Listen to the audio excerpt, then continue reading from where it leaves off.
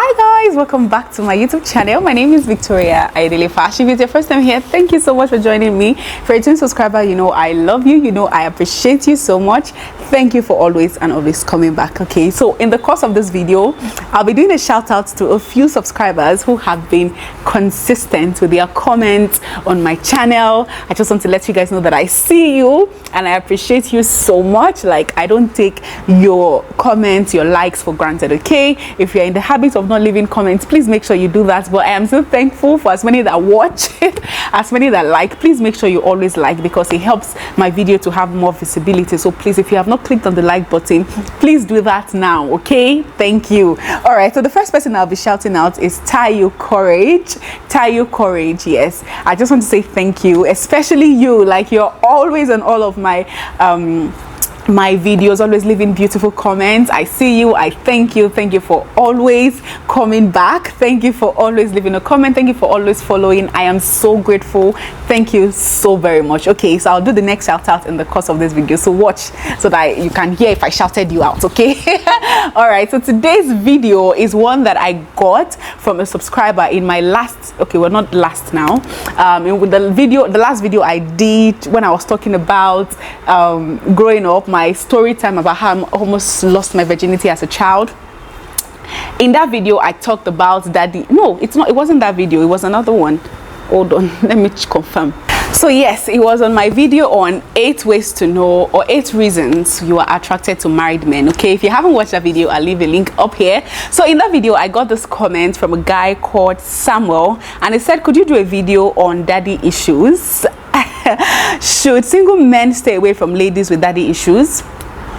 And are ladies with daddy issues wrong for relationships? Okay, all right, so that's what I'll be talking today, because this relates to me. Okay.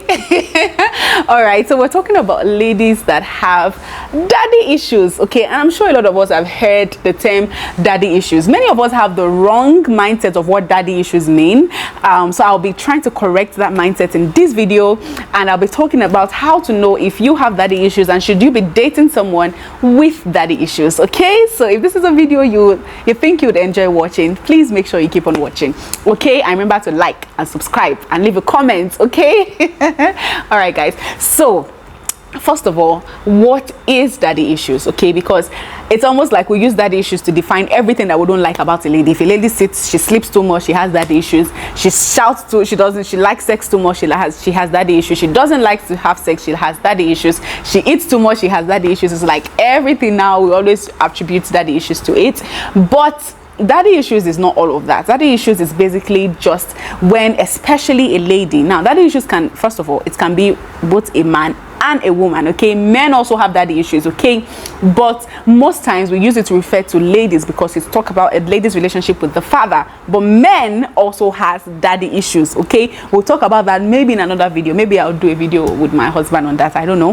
But yes, basically just to clarify that men also do have struggle with daddy issues. Okay, all right, so what is daddy issues? Daddy issues is usually used to define or to refer to a person, usually a lady or a guy, that has a dysfunctional relationship with their father growing up. Okay, it's so sad that it has become so popular that we now even have a term for it. Okay, that's just to show you that how important, you know, fatherhood is, or how important it is, especially for a girl child, to have their father, you know, with them, right? To have a father's love, to have a father, you know, who is active in their life. So when you have a dysfunctional relationship, now people always assume that daddy issues means that you don't have a father growing up. That's not what daddy issues mean.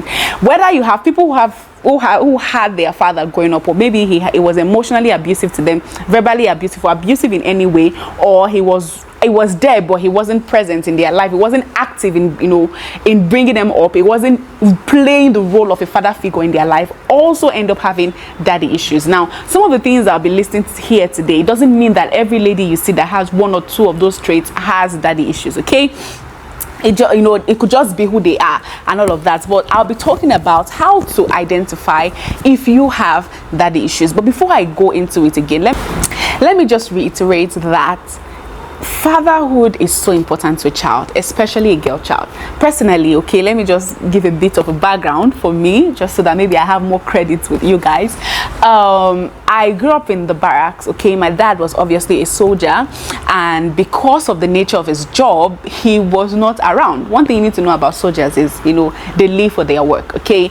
They are transferred to different states in the country. When there is war, they are sending them there, and all of those. They literally signed there. I remember when I was younger and I saw my dad's death certificate, and I'm like, why do I have a death certificate of 19 something? And then I got to realize that as a soldier, coming in, you sign your death certificate. So basically you are sold to the cause. Okay, so that was basically the story of my dad. He actually died in service.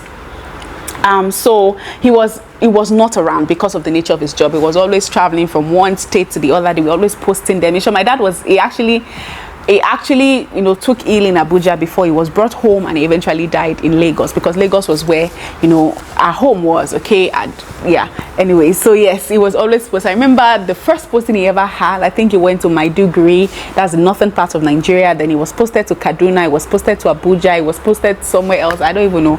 But yeah, that is just the life of a soldier. So basically most of them, and I'm talking about lots and lots of kids. I already told you guys the structure of the barracks. If you didn't watch my video on how I almost lost my virginity as a teenager, go and watch that, because I gave more insight as to how the barrack life basically is, because I grew up in the barracks.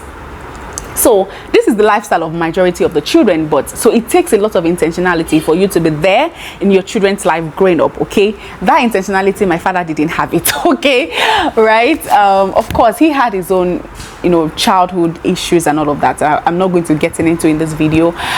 So basically I didn't have the father. My mom was basically both the mother and the father, physically, even though I had a father who was living, and but he wasn't play actively in our lives basically.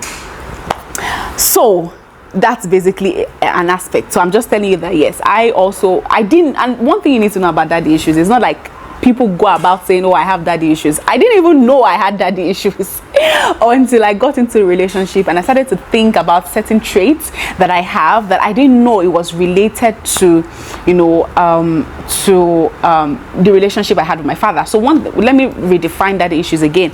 It's attributes or attributes that ladies or guys have in terms of in relation to their relationships, that is based on dysfunctional relationship they had with their father. So basically some traits that I exhibit in my romantic relationship that is based on the dysfunctional relationship I had with my father. So whether he was absent, whether he was abusive, whether he was negligent, yes, basically anything that, because we don't know, those things actually have effects in our life, okay. Because talk about who a father is supposed to be in a child's life. A father is supposed to be an object of security to a child. That's why when there's this confidence that comes out, when you're a child and one of your friends does anything, say, I will tell my daddy for you, because we have this confidence that, oh, my dad is a protector, he's a strong man, he's going to protect him, we feel secure as a child when we are with our dad. So our dad will carry us on the shoulder and we are not afraid, because we know that he's very strong, he got us, he will throw us up, and we will put all cautions to the wind. Caution we will not put when it's our mom by the way, but we'll throw all cautions to the wind. Oh, because it's my dad, he's going to catch me, you understand? So that's the sense of security. And I think I think God made it like that intentionally, and that's why it really pains me and hurts me when I see a lot of fathers, especially now that we know better, right? Because I think then my dad didn't know better, because he also didn't have an example growing up basically. But when I see fathers now, young fathers now, that better, it really hurts my heart, because a child's relationship with the father is supposed to mirror what God's relationship with us should be like, okay. We see our father as a friend, someone who is going to secure us, someone who will go for advice, someone who is supposed to direct us and teach us what we're supposed to do, to lead us aright. Is the one supposed to hold our hands as we take our first step, and when we fall down, is the one supposed to help us up, and all of that. That is the kind of relationship we're supposed to have with our father, with our heavenly father, okay. So God gave us a father figure on earth to be able to mirror the relationship we ought to have with him.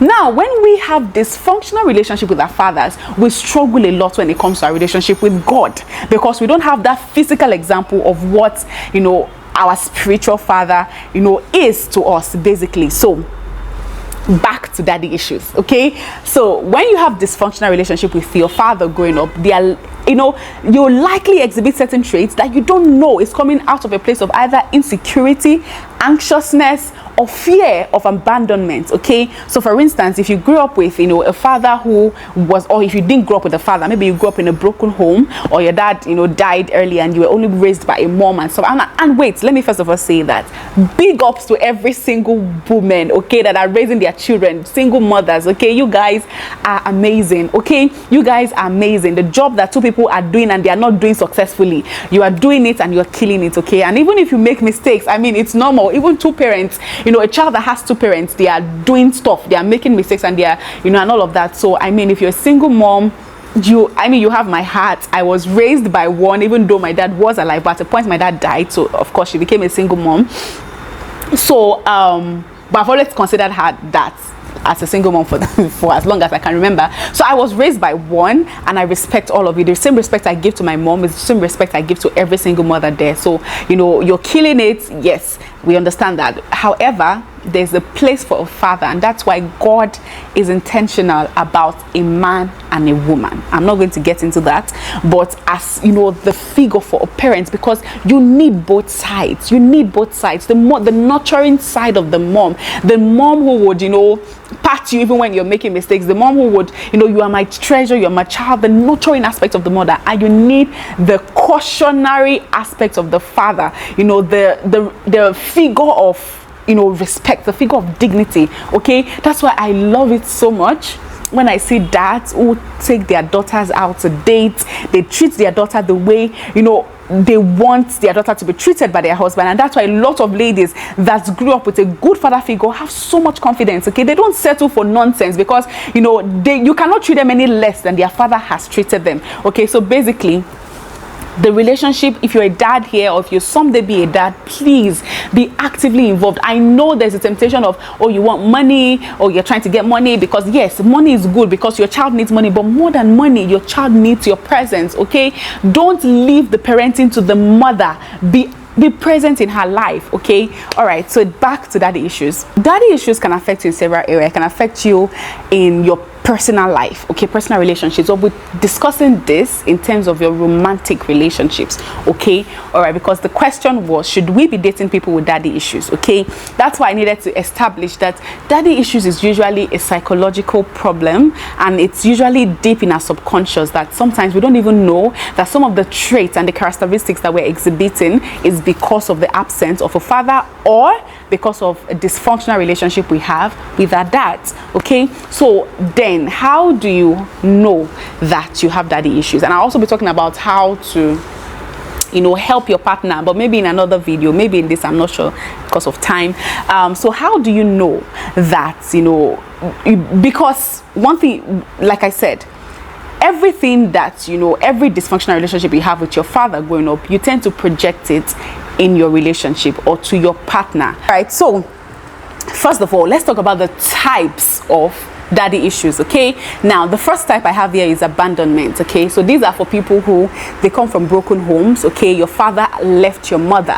Okay, so yes, when you come from a home where, you know, your father left you when you were a child, or he left when you were a teenager, basically you did not grow up with a father because he left. Okay, now the second A, because there are 3 A's, the second A is abused. Okay, so if you're abused, whether emotionally, verbally, physically, you know, sexually, by your father when you were growing up, okay, that's another type or another class of daddy issues. And then the last one is absent. Okay, now these are those who grew up without a father.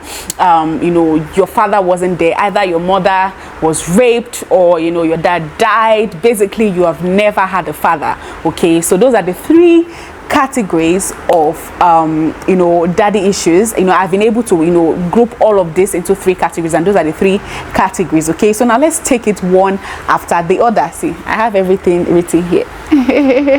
All right, guys, So let's take it one after the other. Let's start with abandoned. Okay, like I said, these are people who their father, abandoned them as a child. Okay, one thing that I always say, one thing you need to know, if you grew up without a father, or a father who left your mother and had other children outside and all of that, if you are kind of a person like that, okay,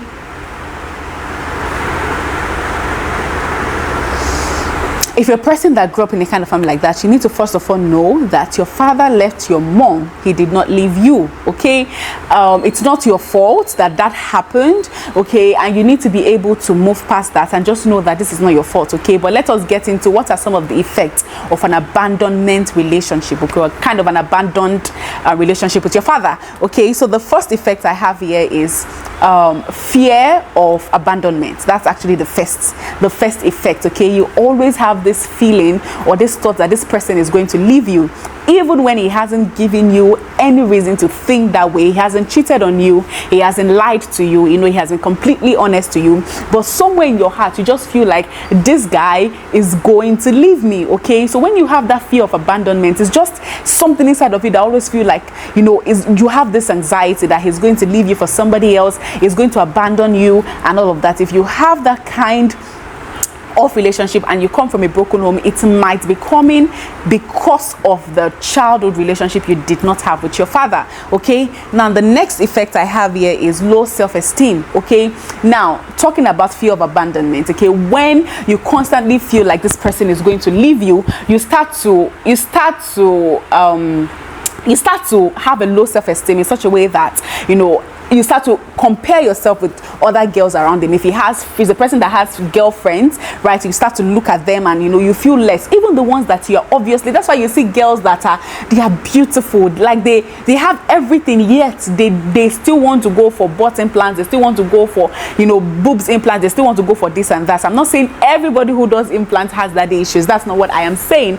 All I am saying is that when you have low self-esteem, when you feel like you are not enough, you are not enough, like you're not beautiful enough, you're not pretty enough, you are not tall enough, you are not short enough, you don't have big boobs enough, you don't have this enough, you always have something that you complain about yourself that makes you not deserving of a good relationship. If you're a person like that and you don't think you deserve a good relationship because you don't think you are enough, that might be a sign, and you come from a broken home, that might be a sign that it is because you were abandoned by your parents, by your dad when you were growing up, okay? So, and that's another sign. Again, like I said, doesn't mean everyone who exhibits this has daddy issues, okay? All right, another effect of abandonment is overcompensating, okay?